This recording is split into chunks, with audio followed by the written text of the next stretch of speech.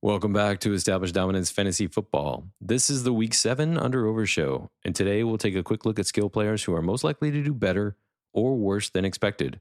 But before we jump in, do me a favor, and if you appreciate these podcasts, please hit the like and subscribe buttons and follow us on X at Established Dominance. Let's start off with injuries. Pierce is questionable. Conklin, questionable. Pearsall, he might play, but there's no guarantees there. ETN, he's a game time decision. Watch out. Cup, he might play, he might not play, he probably won't play. Aaron Jones, he's limited with a hip. He might play, but it could be a reduced snap count. They did get Akers, by the way. Deontay Johnson, he picked up another injury. I think he has 3 now. It's a rib problem. He's limited in practice, but he's on track to play.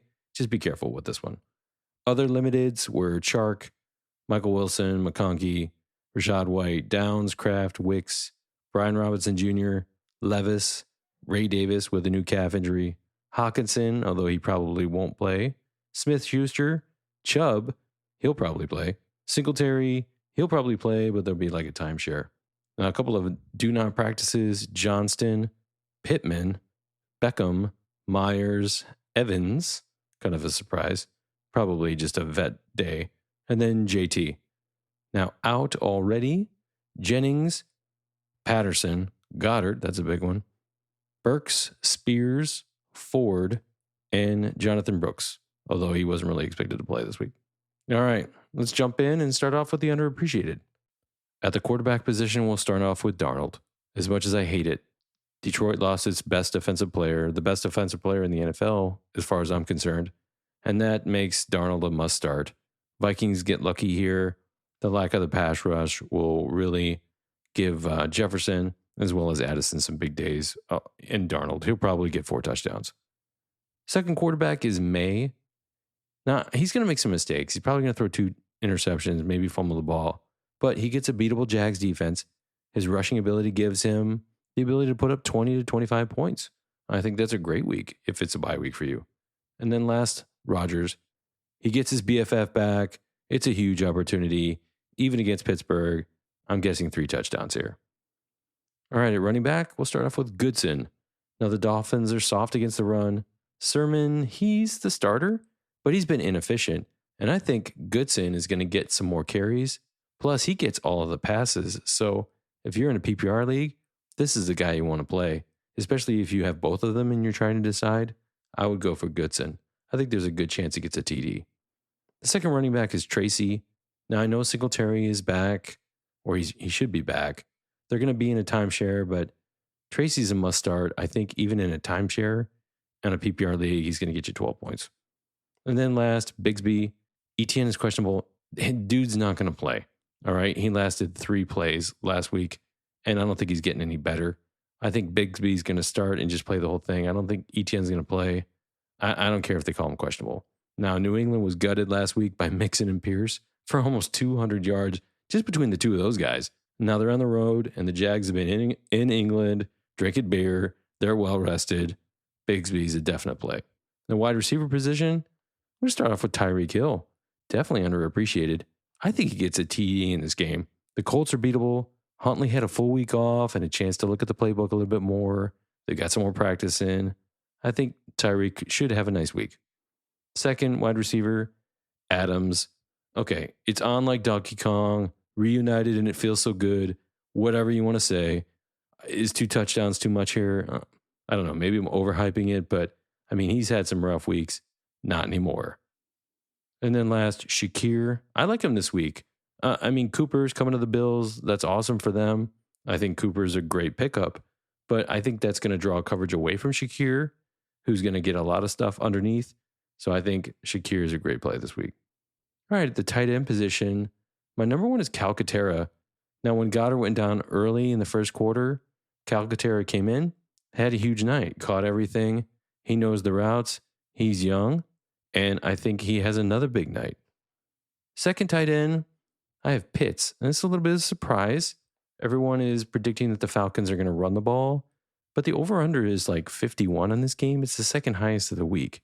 And Seattle has given up some seriously big PPR numbers to tight ends in the last 3 games.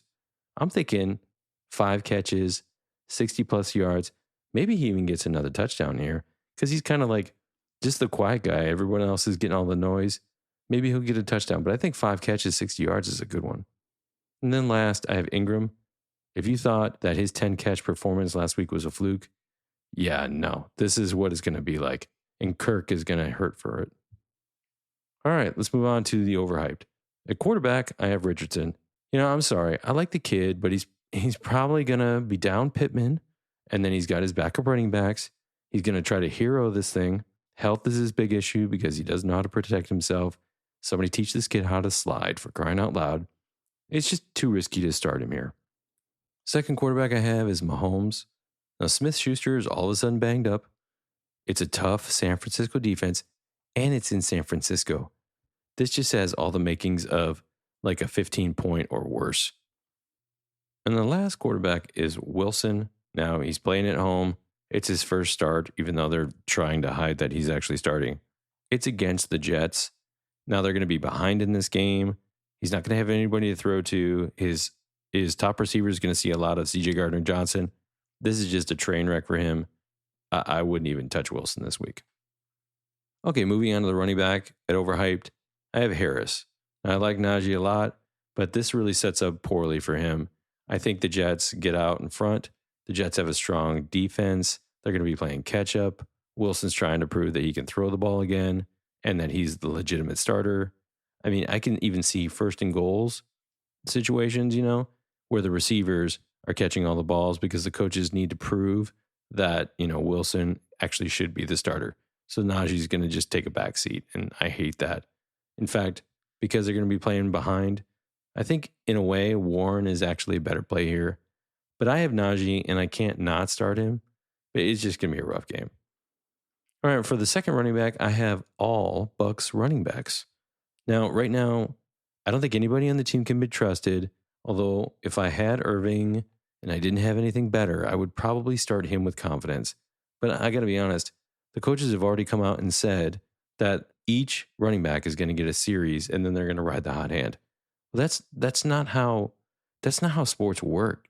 I don't even know how you think like that. Running backs need multiple carries to get into a rhythm. It just reeks of stupidity. I would avoid it if you could. The last running back is Moss. I think Chase Brown is taking over here. It's still a timeshare, but I think Chase Brown ends up getting more carries now. He's also the better PPR player. It just looks like Chase is taking over, so I would go with Chase if you had both. At the wide receiver position, we'll start off with Cooper. I think he's going to get uber targeted, but he's going to command a lot of the coverage. It's going to be a rough outing for him. I'm rooting for him.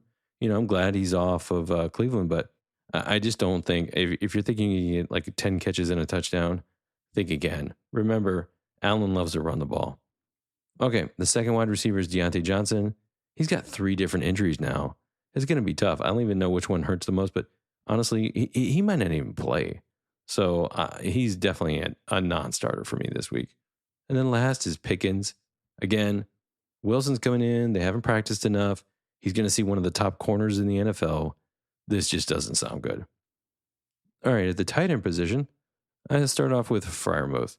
Wilson, traditionally, even when he was with Seattle, he didn't target his tight ends. He really didn't. And the Jets defense is going to put a lot of pressure on him, and it's going to force him into some bad throws. If Freiermuth does get a couple of catches, that'll be great. But if you're expecting a touchdown out of him, think again. And then the last tight end is Conklin. He's nursing an injury. And now you have 2 alpha receivers who are commanding targets, plus Lazard. I mean, where's Conklin fit in this? Nowhere. I mean, I feel bad for him, but yeah, I would not be starting him. If you could trade him, that'd probably be a good idea. All right, that's it for the under-overs. Remember, the goal of this is to help you make a more informed decision this week. So if you're on the fence between like 2 starting players. In addition, players often play better at home versus away, or like on a big televised game, Monday Night Football, Sunday Night Football, if it's against a division rival. So I like to target those players if I'm on the fence. And here's a fun fact, okay? It's, not a fact, it's a pseudo fact. I often have better weeks when I have players who play on different days in my starting lineup. So if I have somebody on Thursday night football, Sunday night football, and Monday night football, man, I'm feeling good about myself. It's not a scientifically proven fact, but you know what? Challenge yourself. Go back, take a look at your lineups, and see if I'm right. Maybe I am.